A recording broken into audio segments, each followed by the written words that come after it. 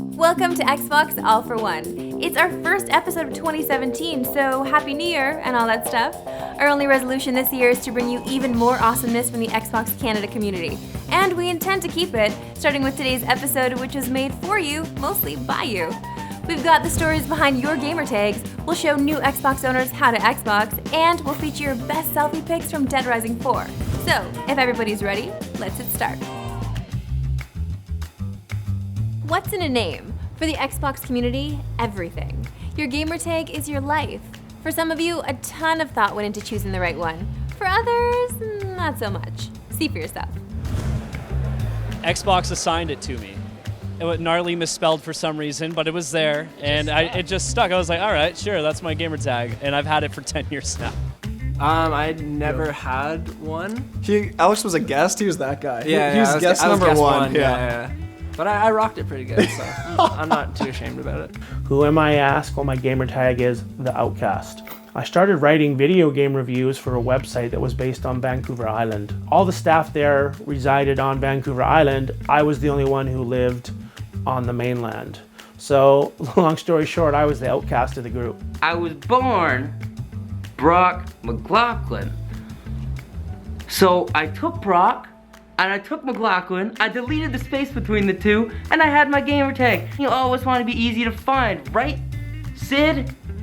My gamer tag is Mayhem XMIQX. Even got a tattoo of it on my back.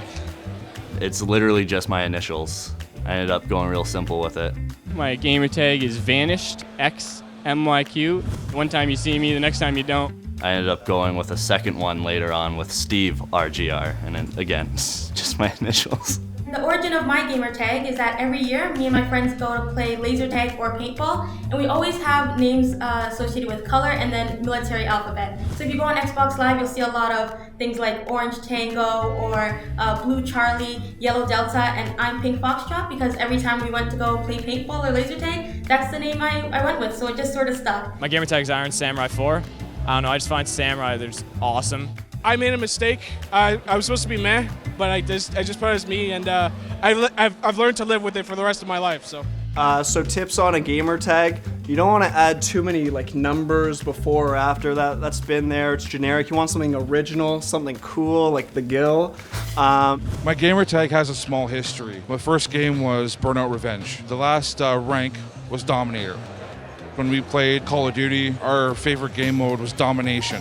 My favorite character in the Gears of War series was Dominic Santiago. When I was little, my brother used to call me Egghead because I had a big head, and then he started calling me Jeg because my first name is Jacob, and so J and the egg, and then he stretched out to Jegstar, and it stuck. I got the gamertag Green Skull way back when I was something like 7 years old. I made it all one word, lowercase s. I don't know why, but it's just iconic to me now. I couldn't think of a username, so they generated one for me, and it was just Omega. I forgot the password to that. They generated a new one, and it was Legendary, so I'm like, this is awesome, I'm gonna keep it. Legendary Omega. I think Dominator and Mayhem deserve a special shout out for those tats. Well done, sirs. And even if you're not wearing your gamertag, be here to tell us your story in the comments section. Speaking of gamertags, most of you know our next guest simply as Caboose XBL. He's been on Xbox for like 8 years and has some advice for anyone who got an Xbox over the holidays. Welcome to the show, Caboose. Thank you for having me. I'm very excited to be back. So let's talk about your first Xbox experience. I was just a wee caboose, about yay high at the time, and day in and day out, just asking my mom, please, can I just get an Xbox? It was right around Christmas time, and finally, she let me get one. I got home, set up the Xbox Live, and made a little bit of a mistake with my first gamertag choice. Oh, juice. I want to hear it. Let's go. Okay, so I called myself We Rock. Now, some might say that's not too bad. Problem is, I had a 3 for the E, I had a 0 for the O. Okay, but now you can change it once for free. Once for free, so, choose wisely. You get one free change, so make sure it's the one that sticks. Obviously, a lot of people got new Xboxes over the holidays, very exciting. And one of the first things you want to do when you start up your Xbox is find your friends. So how do you go about doing that? Well, one of the easiest ways to do it actually is to just link your social media accounts to your Xbox. Love it. Listen, if you're new to Xbox, here is some more stuff that you should know. Hey new Xbox owners, Macca here. So there's a ton of ways for you to just be able to try a bunch of new games and have a bunch of new experiences completely for free. They have the Games with Gold program where you can download a couple games every month for free. There's game demos available on the store for a bunch of games, and every game in the game preview program has at least a 1-hour trial. Clubs are an interesting thing. Just head on over to the section where it says clubs and you'll be able to click on that. You can find clubs based on games, on play style, and on your friends.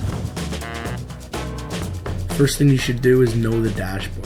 The dashboard's the main screen on your console where you'll find all your friends list and your games and apps, the content in the store, promotions and giveaways. I've made so many friends on Xbox Live, so remember to just keep your headset plugged in. Talk to people. I know it gets increasingly kind of difficult, but if you are friendly and you reach out to someone maybe to join their party chat or you're just a good team player, you can make some amazing real-life friends on Xbox Live. I think the best advice I can give to new gamers is to try all sorts of games. It's actually a really good thing to open your eyes and try new things, and you'll find out that you might really like different games you never thought you would.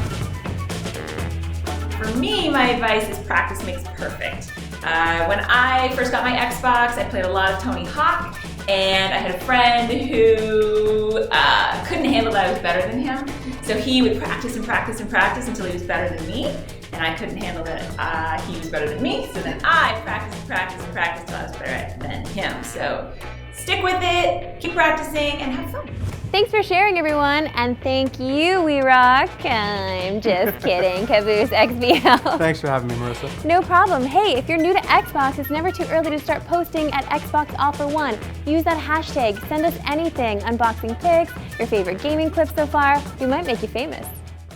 Time for our next guest. He's a founding member of the Canadian group Zed's Dead, and when he's not melting faces on tour, he's slaying zombies in Dead Rising 4. That rhymes. This is DC from Zed's Dead on Game with Fame. Hey guys, AJ Fry here for Xbox Canada. We're at the Movember House, and it's time for Game with Fame. We've got Dylan here, or DC from Zed's Dead. What's up? We're gonna play some Dead Rising 4. How appropriate. You ready to smash some zombies? I am indeed. All right, enjoy, guys. This is all about the mayhem, the madness, the fun. This is mayhem. Over the top. What do you think of the game so far? It's cool. I think I need a bigger weapon. Do you have any memories from your youth of amazing gaming moments? The majority of my my youth was spent playing video games, so I begged my parents to get it for me, and then I got it one Christmas and pretty much was glued to it after that forever. Just hit level 2 in the game, everybody. Tight. Congratulations. What do I get? You gained a skill point, which you can activate. I died.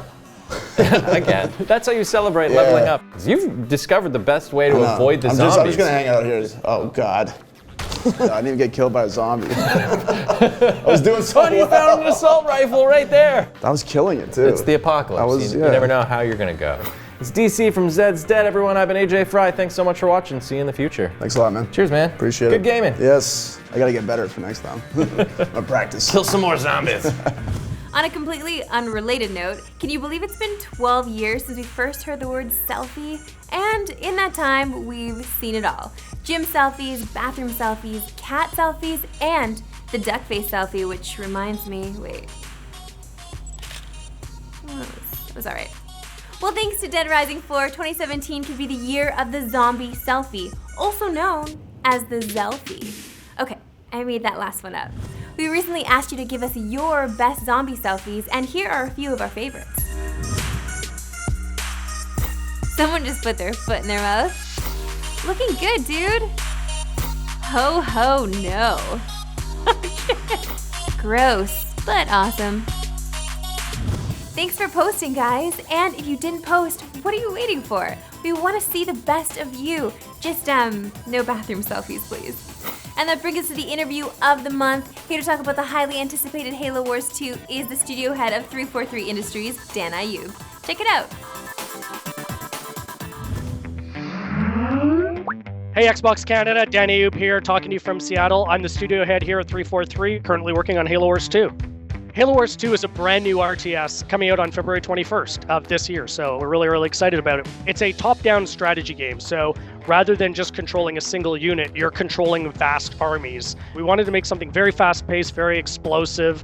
You could play alone against the AI, or you can play with friends against the AI. Personally, I think the multiplayer mode that's the most fun with a friend is Blitz. As you start to play these modes with friends, the depth and the fun and the customization really start to come alive. The whole point of the game is that it's better when you play with friends, and all of our multiplayer has been designed around that principle. With Halo Wars 2, we actually started with the villain, and that was Atriox. Captain Cutter and the crew of the Spirit of Fire, they wake up from their cryosleep and bump into this guy. They have no idea who he is. They just know he's an incredibly dangerous villain, and they've got to figure out how to deal with him. And I think what makes Atriox so exciting is he's not your cartoony supervillain who's evil for the sake of being evil. He's actually got very concrete reasons for doing what he's doing, and that makes him that much more dangerous.